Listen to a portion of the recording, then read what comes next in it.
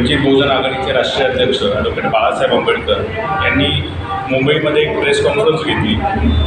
या प्रेसमध्ये त्यांनी शरद पवार यांना जाहीर प्रश्न विचारला होता की कुख्यात अंडरवर्ल्ड डॉन दाऊद इब्राहिम याच्याशी तुमचे संबंध आहे की नाही याचा जाहीर खुलासा तुम्ही करा. त्याच पत्रकार परिषदेमध्ये शरद पवार यांच्या एका शासकीय दौऱ्याचा उल्लेख बाळासाहेबांनी केला होता.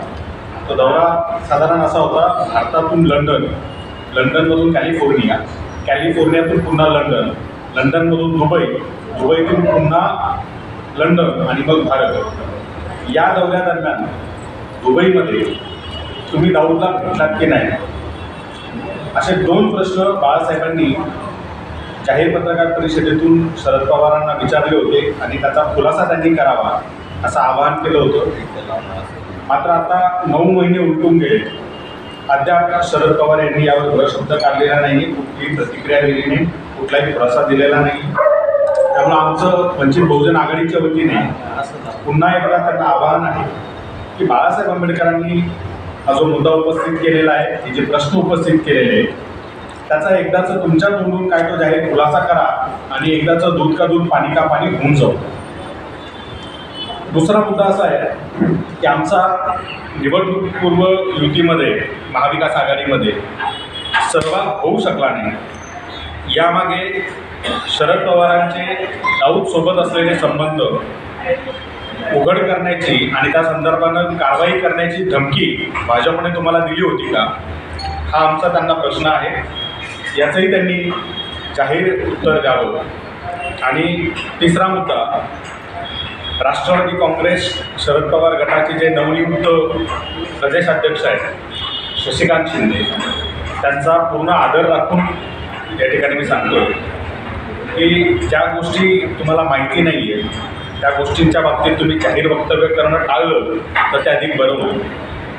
त्यांना पक्षाच्या वतीने आमचा सल्ला आहे की माहिती नसलेल्या गोष्टींच्या बाबतीत शक्यतो तुम्ही जाहीर वक्तव्य करू नये.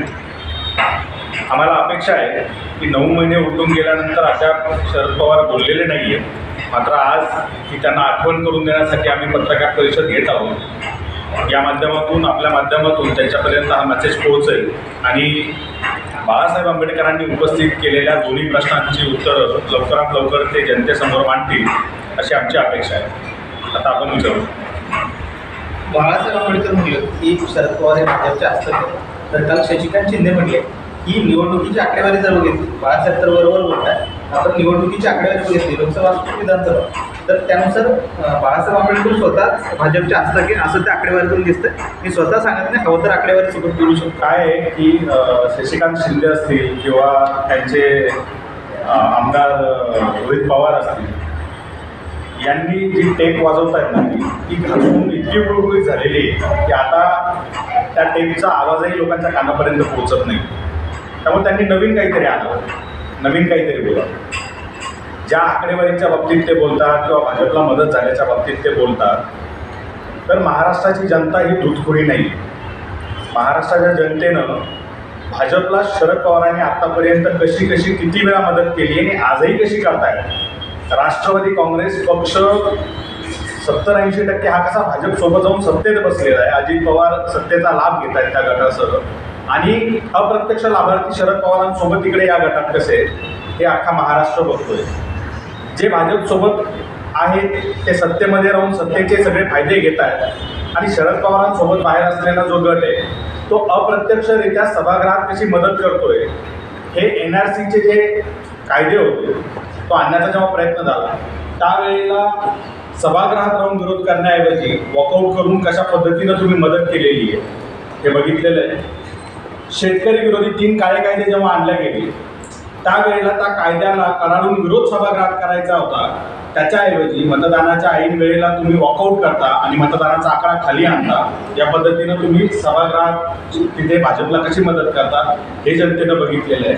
आणि अगदी ताजा काळा महाराष्ट्रामध्ये जे महाराष्ट्र जनसुरक्षा विधेयक इथल्या भाजप सरकारने आणलं त्याला विरोध करणं तर खूप दूरची गोष्ट राहिली. त्या आणण्यामध्ये भाजपसोबत हे सगळे पक्ष सहभागी झाले. त्यांच्या पक्षाचे त्यावेळेचे प्रांताध्यक्ष जयंत पाटील हे त्या कमिटीमध्ये होते. ओबीसी म्हणून ओबीसी नेता म्हणून सातत्याने पुढे येण्याचा प्रयत्न करणारे पुरोगामी भूमिका पांघरणारे जितेंद्र आव्हाड त्यात होते आणि हसत खेळत कोपर खेळामागं तो सगळा कायदा त्यांनी तिथे संमत केला, पारित केला.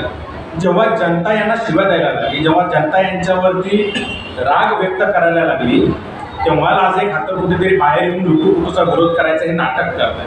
त्यामुळे इतके उदाहरणं, असंख्य उदाहरणं आहेत जनतेसमोर की हे कसे भाजपसोबत जाऊन बसलेले आहेत, भाजपला मदत करतात.